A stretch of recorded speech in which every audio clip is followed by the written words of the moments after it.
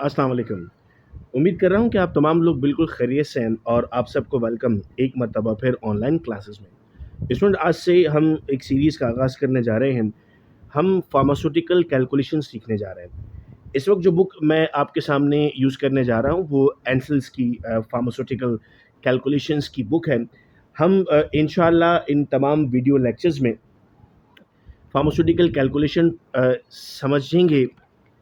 मैं इस वक्त अगर आपके सामने चैप्टर्स का कंटेंट रखूं तो हमारे पास टोटल इस पूरी किताब में 23 चैप्टर्स हैं, जो स्टार्ट होता है फंडामेंटल ऑफ फार्मास्यूटिकल कैलकुलेशन से, फिर इंटरनेशनल सिस्टम ऑफ यूनिट्स हैं, फिर आहिस्ता आहिस्ता और एडवांस होते हुए बायो फार्मास्यूटिकल कैलकुलेशंस की तरफ जाता है। ऐसा अक्सर देखा गया है कि बहुत सारे under graduate pharmacy students, under graduate nursing के स्टूडेंट्स जो ताल्लुक़ रखते हैं पेशेंट के साथ ड्रग डोज कैलकुलेशन में, उन्हें बड़ी प्रॉब्लम्स रहती हैं कैलकुलेशंस करने में और कैलकुलेशन सीखने में। फिर इसके अलावा मुख्तलिफ स्क्रीनिंग टेस्ट होते हैं जिनमें हमें कैलकुलेशंस सीखनी होती हैं और उसमें बेशुमार सवाल पूछे जाते हैं। तो फ़ैसला किया गया मुख्तलिफ लोगों से मशवरों के बाद और टीम से डिस्कशन के बाद कि हम ये कोर्स लॉन्च करने जा रहे हैं, जो एक लंबा कोर्स होगा, जो इसी यूट्यूब चैनल पर आपको मिलता रहेगा। आप अगर सब्सक्राइबर होते हैं इस चैनल के तो आपको ऑटोमेटिकली ये वीडियोस मिलती रहेंगी। और स्क्रीन पर एक व्हाट्सएप नंबर भी आप देख रहे हैं जहाँ पर मैं आपके साथ इनके पीडीएफ्स भी शेयर कर रहा हूँगा, क्वेश्चंस भी शेयर करूँगा। मैं इसे इंटरेक्टिव इस तरह बनाऊँगा कि मैं प्रैक्टिस क्वेश्चंस आप लोगों को व्हाट्सएप पे शेयर किया करूँगा और फिर उसे व्हाट्सएप पे हम डिस्कस किया करेंगे। अगर आप व्हाट्सएप ग्रुप का पार्ट नहीं है तो स्क्रीन पर दिए नंबर पर अपना नाम, यूनिवर्सिटी और ईयर ऑफ स्टडी मेंशन कर दीजिएगा ताकि आपको भी ग्रुप का पार्ट बनाया जाए। बेसिक इंट्रोडक्शन अगर हम जानते हैं कि what is the scope of pharmaceutical calculations, तो हम कहते हैं कि इसे कैलकुलेशंस करना हमारे लिए बेहद ज़रूरी है, क्योंकि कैलकुलेशंस के ज़रिए हम pharmacokinetics, pharmacodynamics, product development, pharmaco economics, dose regimen, इन तमाम चीज़ों को अ, समझ सकते हैं। मैं आपके सामने बहुत बेसिक से लेकर शुरू करूँगा, यानी यूँ समझ लीजिए कि आपको अगर बिल्कुल भी फार्मास्यूटिकल कैलकुलेशन नहीं आती तो इस पूरे कोर्स के बाद आप फार्मास्यूटिकल कैलकुलेशन को बहुत अच्छे से समझ सकेंगे। चैप्टर 1 हम स्टार्ट कर रहे हैं फंडामेंटल्स ऑफ फार्मास्यूटिकल कैलकुलेशन से। हम इसमें क्या पढ़ने जा रहे हैं? हम इसमें ये पढ़ने जा रहे हैं कि सर, हम बेसिक जो डोज कैलकुलेशन कर रहे होते हैं इनमें किन किन पैरामीटर्स का जिक्र करना ज़रूरी है। जब हम चैप्टर कंप्लीट करेंगे तो इंशाल्लाह क्या क्या चीज़ें हमें आ रही होंगी। हम परसेंटेज कैलकुलेट कर रहे होंगे फार्मास्यूटिकल कैलकुलेशंस में। अक्सर मुख्तलिफ चीज़ों की परसेंटेज पर सवाल मिलता है हमें। हम रेशियो और प्रोपोर्शन समझेंगे इंशाल्लाह इस चैप्टर में। हम डायमेंशनल एनालिसिस समझेंगे, हम सिग्निफिकेंट फिगर्स पर बात करेंगे और हम एप्लीकेशन और वैलिडेट करेंगे फार्मास्यूटिकल कैलकुलेशंस को। अक्सर स्टूडेंट सवाल पूछते हैं कि sir why it is important, तो मैं इस बुक की ही लाइंस आपके सामने रीड करता हूँ। What is of vital importance is an appreciation of need for accuracy, as each calculation must be understood to be directly applicable to the health outcome and safety of patient।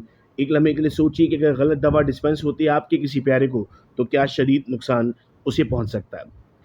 सबसे अहम चीज़ जिस पर हमने गौर करना होगा वो होंगी यूनिट्स ऑफ मेजरमेंट। जितने भी हेल्थ केयर प्रोफेशनल इस वक्त मुझे सुन रहे हैं जिनका ताल्लुक पेशेंट्स के साथ है, उन्हें कुछ इंटरनेशनल यूनिट्स ज़रूर पता होने चाहिए और मैट्रिक सिस्टम के साथ उनकी कंपैटिबिलिटी होनी चाहिए।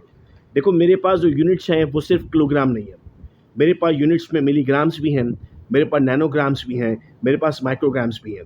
एक फार्मासिस्ट के लिए ये लाजिम होगा कि वो मिलीग्राम, माइक्रोग्राम्स, नैनोग्राम्स, इन सब का मतलब भरपूर जानता हो और जब वो डोज कैलकुलेट कर रहा हो तो उसे ये मालूम हो कि मिली मतलब क्या है, माइक्रो मतलब क्या है, नैनो मतलब क्या है। आगे प्रोसीड करते हैं और मैं आपको पहले परसेंटेज की तरफ लेकर आता हूँ। परसेंट वाले क्वेश्चंस हमारे पास जब आते हैं तो हमें किस तरीके से उसको सॉल्व करना होता है, मैं यहाँ पर आपको लाइव एग्जांपल्स दूंगा और इस बुक का इंतखाब भी इसलिए किया कि एंसेल की इस कैलकुलेशन किताब में बहुत अच्छे अंदाज में एग्जाम्पल समझाई गई हैं। So the term percent and its corresponding sign, that is percent means in 100। So 50% means 50 parts in each 100 of the same item. आइए सवाल की तरफ चलते हैं और डायरेक्ट मैं आपको सवाल से समझाता हूँ। During a clinical study involving 2430 subjects, यानी क्लिनिकल स्टडी हो रही थी, उसमें 2430 लोग थे। 2% of the subject developed a headache. How many patients experience this adverse effect? उस 2430 में से 2% लोगों को सर दर्द हुआ। आपने मालूम करना था कि कितने लोग हैं टोटल जिन्हें सर दर्द हुआ। परसेंटेज के लिए बेटा आप करते ये हैं कि टोटल नंबर को आप मल्टीप्लाई करते हैं गिवन नंबर से। सो 2430 वॉज द टोटल, 2% आपको दिया गया। 2% का दो मतलब है, या तो 2 डिवाइड बाय 100 या 0.02, दोनों एक ही बात है। तो आप कहते हैं सर 2430 मल्टीप्लाई बाय 0.02 या 2430 multiply by 2 whole divided by 100। Answer आता है 48.6। ये 0.6 है, तो आपने यहाँ पर पॉइंट्स में तो डेफिनेटली पेशेंट्स हम नहीं ले सकते, तो हमने कहा दैट इज 48 पेशेंट्स, हम मिनिमम साइड पर रहते हैं। नेक्स्ट क्वेश्चन आपको दिया गया, now during a clinical study 48 out of 2430 patients develop a headache. अब इन पेशेंट्स में से इतने लोगों को हेडेक आया, व्हाट इज द परसेंटेज? देखो परसेंटेज निकालने का फॉर्मूला क्या होता है, अगर मैं आपकी मार्क्स की परसेंटेज आपसे कहूँ कि आपको मालूम करनी है, तो आप क्या कहेंगे? आप कहेंगे obtain divided by total multiply by 100। So that is the obtain, this is total and this is multiply by 100। So the answer is 2%। हमें मालूम था ऊपर 2% ही आया था, तो यहाँ पर आपके पास आंसर मिल गया 2%। आइए कुछ प्रैक्टिस प्रॉब्लम्स को सॉल्व करते हैं। In a clinical study of niacin, niacin as a lipid altering agent, 60% of the 90 patients in the study group develop flushing. Calculate the number of patients having this reaction. Now 60% of 90 का मतलब होगा 90 multiply by 60 divided by 100 या 90 multiply by 0.6। तो whatever would be the answer, आप कहेंगे उतने patients को ये आपके पास केस रिपोर्ट हुआ था। नेक्स्ट क्वेश्चन पे आते हैं। In a clinical study of divalproex sodium, जो डेपाकोट के नाम से भी आती है, इस कोर्स में एक और फ़ायदा ये हो जाएगा कि आपको एक्टिव और ब्रांड नेम्स भी मालूम चलना शुरू हो जाएंगे। In a patients prone to migraine, headaches, nausea, याद रहे अब हम कहते हैं 62 out of 202 patients, whereas the use of placebo resulted in nausea in 8 out of 81 patients. Compare these data in terms of percentage. 62 out of 200, what would be the formula? 62 upon 202 multiply by 100, ये percentage मिलेगी आपको। 8 upon 81 multiply by 100, यहाँ percentage मिल जाएगी आपको। तो data analyse करने के काम आ रहा है। नेक्स्ट क्वेश्चन पे आते हैं। If a clinical study of new drug demonstrated that the drug met the effectiveness criteria in 646 patients of 942 patients enrolled in the study, express these results as a decimal fraction and as a percent। अब आपने क्या करना होगा sir, 646 upon 942, जब आप इसको divide करेंगे तो डेसिमल फ्रैक्शन मिलेगा। 646 upon 942 divided by 100 multiply by 100 would be the percentage. Ritonavir जो नॉर्वेर के नाम से अवेलेबल है, oral solution contain in addition to ritonavir 43.2% alcohol and 26.57 propylene glycol। अच्छा, कहता है कि ड्रग है राइटोनोविर जिसमें राइटोनोविर के अलावा 43.2% अल्कोहल मौजूद है और 26.57% प्रोपाइलिन ग्लाइकॉल मौजूद है। Calculate the quantities of each of these two ingredient in 240 ml। अब परसेंटेज दी हुई है और आपको उससे मालूम करना है कि ये इसमें इसके कितना इक्वल आता है। अब आपने क्या करना होगा सर, अब ये फॉर्मूला किस तरीके से हो जाएगा, दोनों वैल्यूज़ आपस में मल्टीप्लाई होंगी और 100 से डिवाइड हो जाएंगी। 43.2% भी कैलकुलेट हो जाएगा और 26.57% भी कैलकुलेट हो जाएगा। तो आपके पास इस कैलकुलेशन ईजी हो जाती है। इफ़ 60 ग्राम, नेक्स्ट क्वेश्चन पे चलता हूँ। If 60 gram tube of an ointment contain 2.5 gram of active, calculate the percentage. Total tube कितनी है 60 ग्राम, एक्टिव कितना है 2.5, so 2.5 divided by 60 multiply by 100 is the active constituent. चूंकि ये इसलिए ज़रूरी है कि जब आप बीपी और यूएसपी में ये जानना चाहते हैं कि आपका एक्टिव ड्रग में कितना परसेंट है, तो उस वक्त ये कैलकुलेशन आपको काम आती है। The literature for a pharmaceutical product state that 26 patients of the 2103 enrolled in clinical study reported headache after taking the product. Calculate the decimal fraction. 26 upon 2103 will give you the decimal fraction. The percentage of patient reporting this adverse response. Percentage of 26 upon 2103 multiply by 100। मैं उम्मीद करता हूँ कि ये practice problems आप लोगों को समझ में आए। और आइए अब परसेंटेज के बाद नेक्स्ट टॉपिक की तरफ आपको लेकर चलता हूँ, that is ratios and proportion. So what is mean by ratios? The relative amount of two quantities is called as a ratio. A ratio resemble a common fraction except in the manner in which it is presented। आप दो dot इस्तेमाल करते हैं। For example the fraction 1/2 में be express as 1:2। बात वही की जा रही है। इसको जब मैं पढ़ूंगा तो 1/2 पढ़ूंगा, इसको पढ़ूंगा तो 1:2 पढ़ूंगा। एंड नॉट रेड एज 1/2, इसको 1/2 नहीं पढ़ते, but rather 1:2, 1:2। Rules governing common fractions apply to ratios. अब आइए हम फिर सवाल की तरफ चलते हैं, और लेट्स सपोज हम यहाँ पर एक क्वेश्चन लेते हैं, एक बात समझते हैं। The value of question of the first term divided by second term, for example 20:4 का मतलब है 20 डिवाइडेड बाय 4। 80/16 का मतलब है आंसर वुड बी 5:1। आप सेम नंबर से दो चीज़ों को डिवाइड कर रहे हैं, मतलब 16 5 80 होता है। Now what is proportion? हम कहते हैं proportion is an expression of equality of two ratios. It may be written in any of the three standards. इन तीनों में से किसी भी तरह लिखा जा सकता है। जब ऐसा लिखा हुआ मिलेगा तो हम इसे प्रोपोर्शन कहते हैं। A proportion B is equal to C proportion D भी कह सकते हैं। A proportion a ratio B proportion C, और A upon B is equal to C upon D. ये तीनों में से कोई भी तरीका हम यहाँ पर इस्तेमाल कर सकते हैं। आइए अब इसका आपको काम क्या होगा, डायरेक्ट मैं आपको सवाल की तरफ लेकर आता हूँ। क्वेश्चन है, if 3 tablets contain 975 milligrams of aspirin, so 1 is 3, एक फैक्टर 3 दे दिया, सामने एक फैक्टर आपको 975 दे दिया। How many milligram should be contain in 12 tablets? मैं कहता हूँ for example if it is A, so the next is B, if it is C तो नेक्स्ट इज डी। ठीक है, इस तरह से आपको सॉल्व करना आसान हो जाता है। टैबलेट के नीचे टैबलेट है, मिलीग्राम के नीचे मिलीग्राम्स है। जो चीज़ मालूम करनी है, मैथ कहता है उसे इक्वल के एक तरफ अकेला छोड़ना है। सो यहाँ डिवाइड हो रहा है, वहाँ मल्टीप्लाई हो जाएगा, ये डिवाइड हो रहा है, वहाँ मल्टीप्लाई हो जाएगा, वो वहाँ पर ऊपर है तो यहाँ नीचे आ जाएगा। तो 12 इंटू 975/3, दैट इज 3900 मिलीग्राम्स। ये उस वक्त काम आता है जब आप मास्टर फॉर्मूला जनरेट कर रहे होते हैं, या फिर आप टैबलेट्स को डिस्पेंस कर रहे होते हैं। उम्मीद कर रहा हूँ कि तमाम चीज़ें हमें समझ में आती जा रही हैं। और जब क्वेश्चन आंसर हम सेशन रखें, मैं चैप्टर वाइज टेस्ट भी रखूँगा आपका, इस कोर्स की मदद से हम फार्मास्यूटिकल कैलकुलेशंस को इंशाल्लाह बहुत अच्छे तरीके से समझेंगे। Now the question is, if 3 tablet contain 975 milligrams, how many tablets should contain 3900 milligram? So tablet upon tablet was the scheme and milligrams upon milligram was the scheme. So this time you need to calculate the number of tablets. So 3 यहाँ पर आपके पास, ये यहाँ चला जाएगा, ये यहाँ चला जाएगा, वो यहाँ आ जाएगा, क्रॉस मल्टीप्लाई होगा।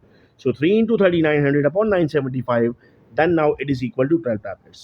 Now, if 12 tablets contain 3900 milligram of aspirin, how many milligrams should 3 tablets contain? Scheme थी tablet upon tablet, milligrams upon milligram. This time you need to calculate for 3. इसका comparison हो रहा है ना, तो आपने again इसको cross multiply किया, you will get the answer 975.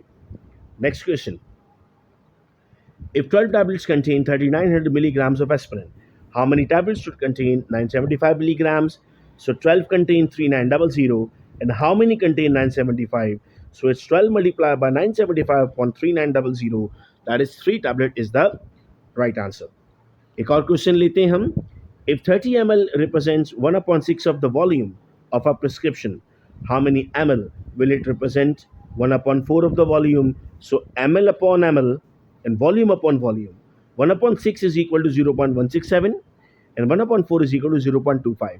याद रहे, कॉम्प्लिकेट नहीं करना होता है आपको, बहुत सिंपलाइज वे में आपको आगे बढ़ना होता है। तो again cross multiply will give you the answer 45 ml. सो उम्मीद करता हूँ कि ये बात आप लोगों को प्रोपोर्शन की समझ में आई। Now let's move to the dimensional analysis method. हम कहते हैं when performing pharmaceutical calculation, some students prefer to use a method termed as dimension analysis.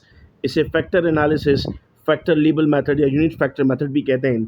आपको बहुत मुमकिन है, हो सकता है कि आप वहाँ से रेशो प्रोपोर्शन समझ जाएं, वो भी हो सकता था, या आप इस मेथड से भी आगे प्रोसीड कर सकते हैं। बहुत सारे लोग इस मेथड को ज़्यादा प्रेफर करते हैं। यहाँ पर आने के लिए आपको सबसे पहले किसी एक, क्योंकि आप यूनिट फैक्टर या फैक्टर एनालिसिस यूज़ कर रहे हैं, तो आपको सबसे पहले किसी एक की वैल्यू मालूम करनी पड़ती है। लेट्स सपोज मैं आपको कहता हूँ कि सर हमारे पास, जो इस सवाल को मैं यूँ समझाता हूँ कि आप मार्केट से 10 चॉकलेट्स लेकर आए, वो 100 रुपये की थी। आपके घर वालों ने कहा 3 और ले आओ, आप कितने पैसे मांगोगे? सबसे पहले एक चॉकलेट की प्राइस कैलकुलेट होगी। अगर 10 चॉकलेट 100 रुपये की थी तो एक चॉकलेट 10 रुपये की है। आप अब 3 से मल्टीप्लाई कर दोगे और कहोगे 30 more chocolates are needed. That is called as dimension analysis basically. So जो मैंने सारी बात आपको उर्दू में समझाने की कोशिश की, ये बात यहाँ पर थोड़ी सी मुश्किल साइंस में लिखी है। मेरी हमेशा कोशिश रहती है कि मैं बच्चों को थोड़ा सा आसान करके चीज़ें समझाऊँ। आइए एक सवाल की तरफ लेकर जाता हूँ। A medication order calls for 1000 ml of a dextrose intravenous infusion to be administered over an 8 hour period, 8 घंटे तक चलेगा, using IV administration set that deliver 10 drops per ml. How many drops per minute should be deliver? 10 drops per ml, और आपसे पूछता है कितने ml आपके जाने वाले हैं, 8 घंटे में कितने मिनट होते हैं। सबसे पहले तो हमने कैलकुलेट कर लिया ना, how many drops you need to know, 1000 ml आपके पास मौजूद है, 10 drops आपके पास पर मिनट मौजूद हैं, और आपने मालूम करना है कि 8 घंटे में कितना होगा। So that's 1000 multiply by 10 divided by 480, so 21 drops पर मिनट। तो आपके पास ये डायमेंशन एनालिसिस से आपने मालूम कर लिया। अदरवाइज सेम को आप कैलकुलेट कर सकते थे रेशियोज एंड प्रोपोर्शन से। याद रहे कि ड्रॉप आपके पास न्यूमिनेटर में था और मिनट्स को आपने डिनोमिनेटर में रखा, चूंकि आपको आंसर चाहिए था ड्रॉप्स पर मिनट में। इसका भी ख्याल करना था। खुद बच्चे सवाल पूछते हैं, सर ड्रॉप ऊपर क्यों, मिनट नीचे क्यों? सो हमें ड्रॉप पर मिनट में चाहिए था, इसलिए हमने इस तरीके से सॉल्व किया। आप कहेंगे नहीं सर मैं ऐसे नहीं सॉल्व करना चाहता, मैं तो रेशियो एंड प्रोपोर्शन से करूँगा, वो बताएं कैसे होगा। तो वो भी इस तरह होगा भाई, 480 minutes upon minutes, ml upon ml आ गया। पहले आपने ml कैलकुलेट कर लिए, फिर उसके बाद ml upon ml drop upon drop रख के आपने ड्रॉप्स कैलकुलेट कर लिए, दैट इज 21 ड्रॉप्स पर मिनट। यहाँ पर भी और यहाँ पर भी, दोनों केसेस में आपके पास जो ड्रॉप्स आ रहे हैं वो मतलब जो आंसर आ रहा है वो सेम आ रहा है, आंसर कभी भी डिफर नहीं कर सकता। ये चैप्टर नंबर 1 था हमारे पास, जिसमें 2 मेथड्स थे। आइए इस चैप्टर 1 के और आगे पार्ट्स की तरफ बढ़ते हैं और नेक्स्ट टॉपिक पे आते हैं, alligation. What is an alligation method? इसे एलिगेशन भी पढ़ा जाता है, एलाइगेशन भी पढ़ा जाता है, मुख्तलिफ जगहों पर मुख्तलिफ प्रोनाउंसिएशंस मिलती हैं इनकी। अक्सर ऐसा होता है कभी कभी हमारे सामने कोई वर्ड प्रोनाउंस करता है तो हमें ऐसा लगता है कि ये गलत प्रोनाउंस कर रहा है। जैसे एक वर्ड था हमारी क्लास में, हम जब यूनिवर्सिटी स्टूडेंट थे, हमारी टीचर पढ़ती थी एसोसिएटेड, तो हम हंसते थे। बाद में पता लगा कि जो एक्चुअल वर्ड है वो एसोसिएटेड ही है, हम तो एसोसिएटेड कह रहे होते हैं उसे। So alligation is an arithmetic method of solving problem relating to mixtures of components of different strength. अगर स्ट्रेंथ डिफरेंट हो जाएगी तब आप इस्तेमाल करने जाएंगे, उस मेथड को हम नाम देते हैं एलाइगेशन। फिर आता है वर्ड सिग्निफिकेंट फिगर। देखो सिग्निफिकेंट फिगर का मतलब होता है काम की वैल्यू। मैं यहाँ पर आपको समझाता हूँ कि काम की वैल्यू से क्या मुराद थी हमारी। इसके कुछ रूल्स हैं, उन रूल्स की तरफ मैं आपको फ़ौरन लेकर चलता हूँ ताकि ज़्यादा कॉम्प्लिकेटेड ना हो। पहला रूल है any zero between digit is significant. जैसे 3001, तो भले इसमें ज़ीरो आ रहा है लेकिन इस ज़ीरो को आप सिग्निफिकेंट मानेंगे।